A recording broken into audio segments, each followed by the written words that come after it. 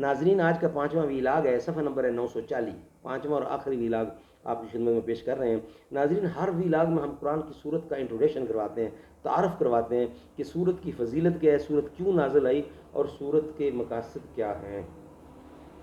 سورت زخرف، سورت زخرف۔ ناظرین توضیح القرآن اس کتاب کا نام ہے، آسان ترجمہ قرآن تشریحات کے ساتھ از مفتی محمد تقی عثمانی اس کتاب کے رائٹر ہیں۔ بسم اللہ الرحمن الرحیم، الحمد للہ وکفی وسلام علی عبادہ الذین اصطفی۔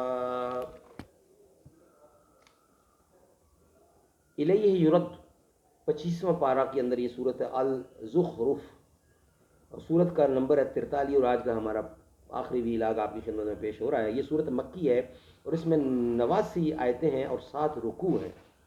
بسم اللہ الرحمن الرحیم، حامیم والکتاب المبین ان جعلناہ قرآنا عربیا لعلکم تعقلون۔ قسم ہے اس واضح کتاب کی، ہم نے اسے عربی زبان کا قرآن بنایا ہے تاکہ تم سمجھو۔ سورت زخرف اس کا انٹروڈکشن آپ کی خدمت میں پیش کیا جا رہا ہے۔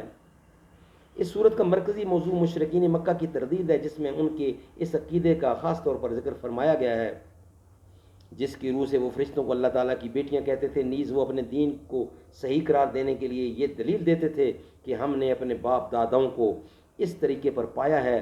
اس کے جواب میں اول تو یہ حقیقت واضح کی گئی ہے کہ قطعی عقائد کے معاملے میں باپ داداؤں کی تقلید بالکل غلط طرز عمل ہے، اور پھر حضرت ابراہیم علیہ السلام کا حوالہ دے کر فرمایا گیا ہے کہ اگر باپ داداؤں ہی کے پیچھے چلنا ہے تو حضرت ابراہیم علیہ السلام کی پیروی کیوں نہیں کرتے، جنہوں نے شرک سے کھلم کھلا بیزاری کا اعلان فرمایا تھا۔ مشرکین حضور اکرم پر جو اعتراضات کیا کرتے تھے، اس صورت میں ان کا جواب بھی دیا گیا ہے۔ ان کا ایک اعتراض یہ بھی تھا کہ اگر اللہ تعالیٰ کو کوئی پیغمبر بھیجنا ہی تھا تو کسی دولت مند سردار کو اس مقصد کے لیے کیوں نامزد نہیں کیا گیا۔ اللہ تعالیٰ نے صورت میں یہ واضح فرمایا ہے کہ دنیوی مال و دولت کا انسان کے تقدس اور اللہ تعالیٰ کی تقریب سے کوئی تعلق نہیں ہے۔ اللہ تعالیٰ کافروں کو بھی سونا چاندی اور دنیا بھر کی دولت دے سکتا ہے، لیکن اس سے یہ لازم نہیں آتا کہ وہ اللہ تعالیٰ کے مقرب ہوں، کیونکہ آخرت کی نعمتوں کے مقابلے میں اس مال و دولت کی کوئی حیثیت نہیں ہے۔ اس صورت نے یہ بھی واضح فرمایا ہے کہ دنیا میں اللہ تعالیٰ معاشی مسائل کی تقسیم اپنی حکمت کے مطابق ایک خاص اندازے سے فرماتے ہیں، جس کے لیے ایک مستحکم نظام بنایا گیا ہے۔ اسی ذیل میں اللہ تعالیٰ نے حضرت موسیٰ علیہ السلام اور فرعون کا واقعہ بھی اختصار کے ساتھ بیان فرمایا ہے، کیونکہ فرعون کو بھی حضرت موسیٰ علیہ السلام پر یہی اعتراض تھا کہ وہ دنیوی مال و دولت کے اعتبار سے کوئی بڑی حیثیت نہیں رکھتے، اور فرعون کے پاس سب کچھ ہے، لیکن انجام یہ ہوا کہ فرعون اپنے کفر کی وجہ سے غرق ہوا اور حضرت موسیٰ علیہ السلام غالب آ کر رہے۔ نیز اس صورت میں حضرت عیسیٰ علیہ السلام کے مختصر ذکر فرما کر ان کی صحیح حیثیت واضح فرمائی گئی ہے۔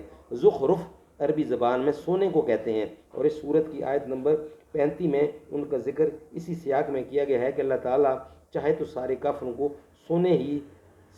سونے سے نہال کر دے۔